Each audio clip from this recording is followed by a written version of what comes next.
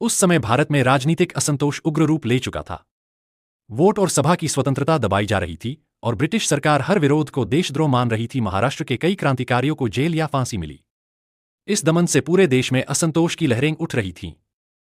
इन घटनाओं का डॉक्टर भीमराव अंबेडकर के देशभक्त मन पर गहरा प्रभाव पड़ा, जिसकी झलक उनकी पुस्तक ब्रिटिश भारत में प्रांतीय वित्त का विकास में देखी जा सकती है।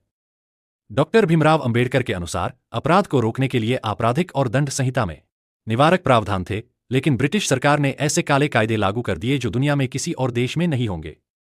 नौकरशाही रूढ़िवादी, दमनकारी और गैर जिम्मेदार थी, जो शिक्षा और उद्योग पर खर्च करने के बजाय सारा राजस्व खुद पर लुटा रही थी। 1910 का मुद्रण प्रतिबंध विचार और सभा की स्वतंत्रता का गला घोंटने जैसा था।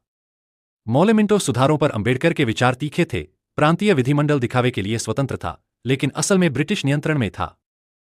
गवर्नरों के कार्यकारी मंडल भारतीय प्रगति के लिए कुछ नहीं कर सके क्योंकि उनकी नीतियां जनता की जरूरतों के बजाय अपने स्वार्थ पर केंद्रित थीं। शिक्षा, स्वदेशी और राष्ट्रहित को नजरअंदाज किया गया, क्योंकि सच्ची प्रगति ब्रिटिश हुकूमत के हितों के खिलाफ थी।